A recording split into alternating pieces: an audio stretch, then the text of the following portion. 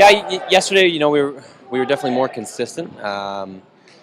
We didn't make as many errors as we did today, but Keyano also put more pressure on us today. Their best player was a lot better today than she was yesterday, so that put a little bit more pressure on us than what we saw yesterday. So both days, though, we got points in stretches, and we're definitely dominant and strong at times. And Keyano served a little bit tougher today as well, so we broke down on serve receive a few times. But I think the good part about today is we were able to bounce back each time that we gave up a few points, or when we were down in the third set. Just being able to come back and close it out. I asked Avery that question. Is that a sign of just a good veteran team that can come back and win those sets where they're down?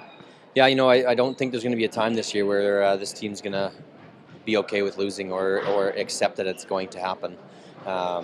We've been through a lot with this group over the last 3, 4, 5 years, depending on who we're talking about, and they've all done their fair share of losing, so they know what it feels like, and they know how it happens, and what they can do to try to make sure that it doesn't. And so with the competitive nature of our group, they're not going to be okay with losing at any point. So whether we're down or we're up, I think they're going to be focused on making sure that we get to 25, and if we're down when it matters, I think we have another gear that they can kind of turn on to make sure that we're able to compete at the highest level when it matters. And if we do that and we still end up losing, then they're going to be okay with that. But it's a little bit different when you don't leave it all on the floor, and there's things that you wish you would have done after the game when you lose, and we've been through those scenarios in the past. And so I think having the veteran group makes all the difference, because they've learned those lessons and they don't want to have to go through that again.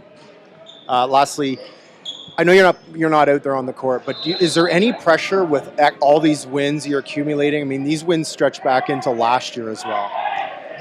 Yeah, we're on quite the run for sure. If we date back to last year, we've now won 22 in a row, and I think it's 28 of our last 29 or something like that. I don't think there's any pressure at all. I just think it's fun to be a Rustler right now. There's no pressure on us to win. Like we have our goals set for the year, and that's the emphasis, and that's what I always bring it back to in the locker room.